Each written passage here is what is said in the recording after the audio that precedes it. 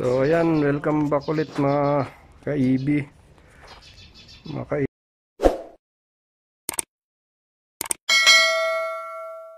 ka-bikers. Dito sa meron lang akong maiksing vlog. Ito M3, pinagawa ito sa akin. Hindi ko na na-vlog yung ibang ginawa ko rito, although mga simple lang naman. Nagpalit lang ng susian, lahat ng mga susian kasi set yan, pati yung doon sa upuan.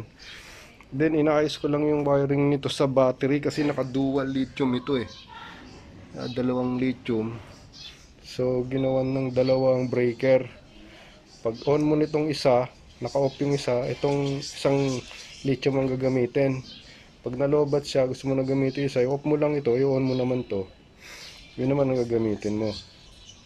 So naka-ano lang siya, naka-single. Magkaiba kasi ng capacity yung magkaiba ng capacity yung 60 volts nito, kaya hindi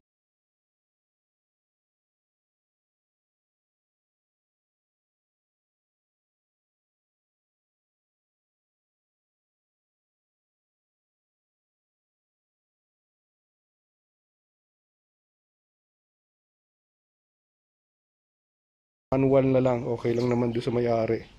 So nilagyan ko nito ng jet sound. Ito, ayan, i-on natin. Ayan, mas mataas voltahe nitong isang baterya, 70 ang full charge. Ito, nilagyan ko ng jet sound. Ayan, so pag nagbi-brake yung tumutunog. Ayan, narinig nyo. So madali lang naman yan mga ka-EB. Sinabay ko lang yan sa ilaw ng brake light. So pag ilaw ng brake light, tutunog din siya. So yun lang, mga simple lang naman to. Ayan. Meron din ito yung sound effect na pag nagta-throttle ka, tumutunog. Ito binili niya to sa China Binili niya sa online China, kaso naglolo ko na raw ito Pero meron itong original na yung kinabitan ko to nung capacitor. Ito capacitor niya Ito yung mga unang project namin matagal na to nakakabit sa kanya. Sa luma niya pa to, sa Roma niya. Ito pa rin kinabit niya, ito yung speaker. So ito, pagka pinaandar, tumutunog ito. May DIY, may ako tutorial din ako nito, hanapin nyo lang kung paano. Madali lang naman ito gawin. Ayan Yan yung capacitor na ginamit niya, 14 microfarad to Tapos 450 volts. So isa sa mga major pang gagawin dito is yung caliper niya. Yung caliper nito, mapapansin nyo, ayan, pudpud Isang side lang yung napudpud, yung isa makapal pa. Yung mga piston nito, nakaangat to kanina, tinulak ko lang ito halos ayaw niya pumasok. Ayaw nang pumasok ng piston, manualin mo lang. Pagka prines mo yung brake mo, lalabas ito, pero di na nabalik. So maingay ito, sumasayad. Tapos kung papansin niyo yan, hindi pantay yung yung kabila lang yung napudpud. Sumasayad siya. Ngayon, gagawin dito, papalitan natin to kasi hindi naman maka-order agad-agad sa NWOW ng ganitong klaseng So ang gagawin natin dito ng solusyon is yung pares din nung binag ko nung nakaraan. Papalitan natin ng caliper ng Smash. Yan, kasi double piston din ito, pares naman yan. Bali ang gagamitin lang natin na bracket, yung original bracket niya. Ito yung original bracket nito. Ito ang original bracket niya. So ililipat lang naman yan dyan So gawin natin mga ka-EB ilagay ko lang sa tripod tong itong cellphone. Sandali lang balikan ko kayo. Mga ka-e-bike, itong M3 na to, papalitan natin yung caliper. Ang caliper niya sira. So ito yung binili kong bago na pang Smash. Harap ito harap ng Smash. So tatanggalin lang natin tong niya, yung bracket niya.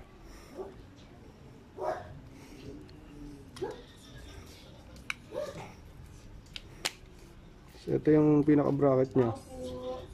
So gamitin natin. Dali lang. So yan, pinalitan ko lang ng bracket. Okay, dali lang. Ayan, so ito lang. palit na yan. Saktong-sakto naman siya eh. So yun nga, sa tulad ng sinabi ko, yung basta yung mga double piston, usually itong layo nito parehas. So yung mga original bracket na magagamit nyo, yan. So itong purpose kasi nitong bracket na to yung sa slider nya eh. Yan o. So ito yung kakabit ko ngayon dito.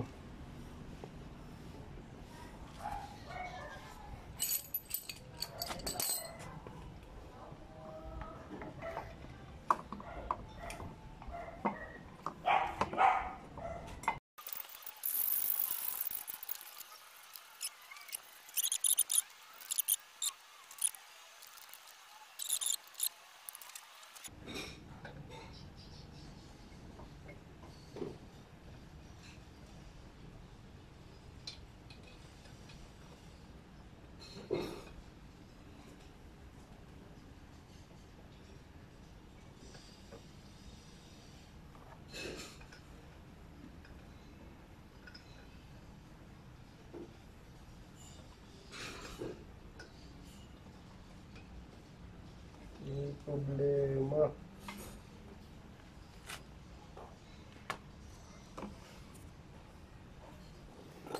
Ito mga kaibi, pakita ko sa inyo yung pagkakakabit nito. Problema, pansinin nyo to, masyado makapal yung spacer dito, kaya tingnan mo yung bracket, ayan o, misaligned. Dito nyo, ito dikit na rito sa kabila, kaya pala itong napudpod kasi itong bracket nya, ito nyo itong bracket na to, ito nyo ba to? Yan, ito nyo, ang laki ng space, nakahatak. Pag hinigpitan mo ito, hihilahin niya ito, yan o, hihila siya. Siyempre ito, hihila ito papunta rito, kaya ito sumasayad yung nasa kabila, katabingi siya, ganun o. Bis na ganyan siya, nakaganon. Kasi, pag hinigpitan mo na yung tornilyo, ito, kakabig siya ngayon dito, kaya napupudpud yung kabila lang. Kaya pala maingay ito. Masyadong marami yung spacer na ilagay dito. Yan o. So, ang gagawin ko, subukan ko, lalagyan ko ng spacer ito para hindi siya mahatak. Okay, so balikan ko kayo. Mga kaibi, tingnan natin kung magagawa natin ng paraan.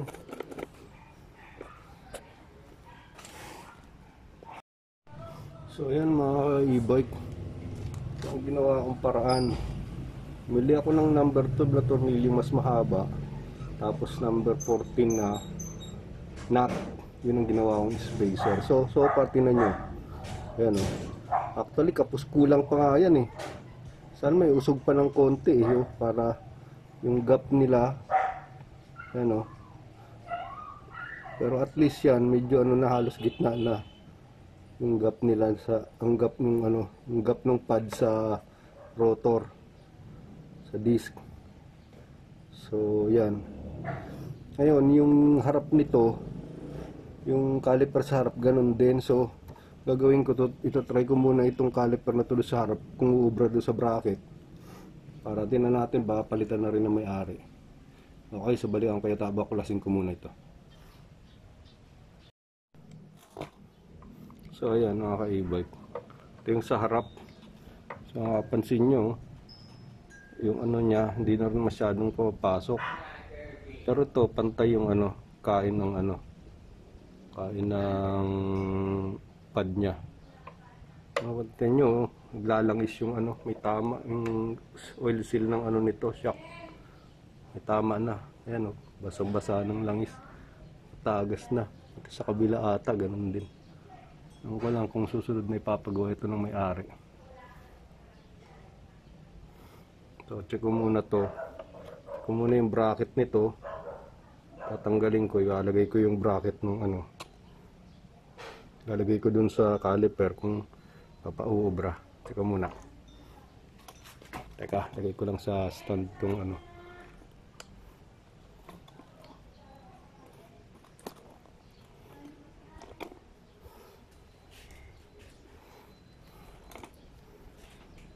So yan. Tanggalin ko itong bracket. Actually, yung bracket pala ng ano eh.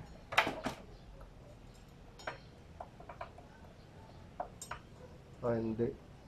Kala ko, ubra yung bracket ng ano eh. Yung original na bracket ng Smash eh. Kapos, maliit. So, itong bracket niya, original na bracket, lalagay ko rito sa caliper ng Smash. Try natin. So, ayos. Ubrang-ubra.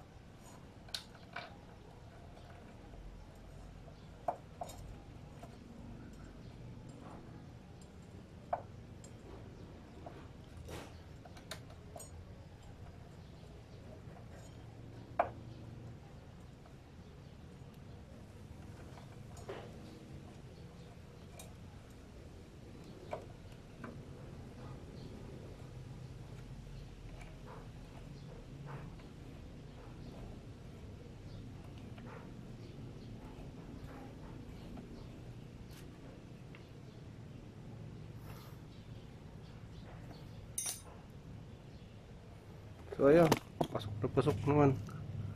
Ang maganda naman ng lapat.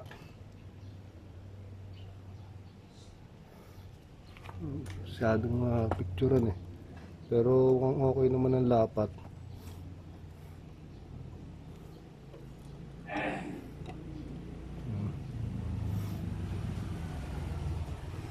Ko lang alam kung masyado makita, pero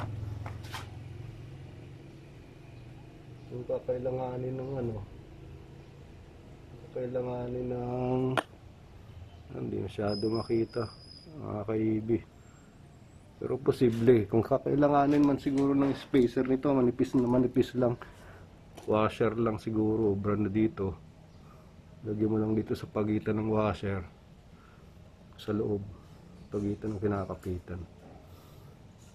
So pwede kung may isipan na may-ari papalitan din to. Yun lang, medyo i-stretch mo lang ng konti yung ano, yung wire, yung hose, kasi medyo bitin ng konti yan, ito kasing original na caliper nasa taas, yung kabitan ng banjo, ito nasa baba, ayan. Diba? So yung wire niya, tinan mo, maano ng konti. So itong wire na to, ididiretso mo lang. Ididiretso mo. Pwede siguro ito ilabas na lang dito sa gilid, dadaan, tapos diretso. Or pagka okay talaga, later on, palit na lang ng mas bahaba-haba na hose. So tingnan natin mamaya pagka dumating yung may-ari kung papalitan nyo ito. Okay, balikan ko kayo, kakabit ko na to dun sa likod. So yan mga kaibi, nalagay ko na yan. So naging medyo problema ko lang dito yung hose, umiksi, kasi kung mapansin nyo, pares dun sa harap, yung kinalalagyan ng banjo nito nasa ibabaw, ayan. So mas malapit siya. Ito pinalit natin nasa gitna. So ang ginawa ko na lang, itong hose na to, nandito yan, nakapasok sa loob eh. Sa ilalim siya dumaan. Nilagay ko na lang sa ibabaw para medyo may stretch siya ng konti. Tapos tingnan nyo ito, ililihis mo kasi hindi po pwedeng nasa ibabaw nito, dahil kung mapapansin nyo, balaktot ito eh. Pag nandito sa ibabaw, hindi mo siya mahigpitan, magkakaroon ng gap dito. Kasi medyo nakabaluktot yan na ganun eh. Pag ipinatong mo tong hose dito sa ibabaw nito, dahil nakaganon siya, mawawala sa anggulo, kakaroon ng gap dito sa ilalim. So ang ginawa ko, nilihis ko na lang siya dito sa gilid kapag ganun, kasi nakayuko ito ng konti. So okay naman siya, hindi naman batak na batak, medyo maluwag pa ng konti pag hindi dito sa ibabaw. So ang gagawin na lang dito zip tie na lang siguro dito, kung saan man pwedeng dito, zip tie na lang dito. Yan. So tingnan ko muna, i-bleed ko ito, dagdag ng fluid kasi may mga natapon na fluid, tapos tanggal hangin, i-bleed ko. Yan. Tapos tingnan natin kung maganda ang kapit niya. So, ayan, bibleed ko muna mga ka-ibig. Baka hindi ko napakita sa inyo yung pagbibleed kasi mag-isa lang ako eh. But anyway, ganun din, madali lang naman yan. Ito yung bleeder niya eh. Bubuksan nyo lang to, iluwagan. Pag maluwag na, lalabas dyan yung mga fluid. Sama yung hangin na naiwan sa hose kasi nga binaklas natin. Sapalitan ko yung fluid dun sa iba harap, sa bote. Tapos yun, kailangan gumanda na yung ano niya, kapit ng ano. Okay, babalikan ko kayo mga kaibi.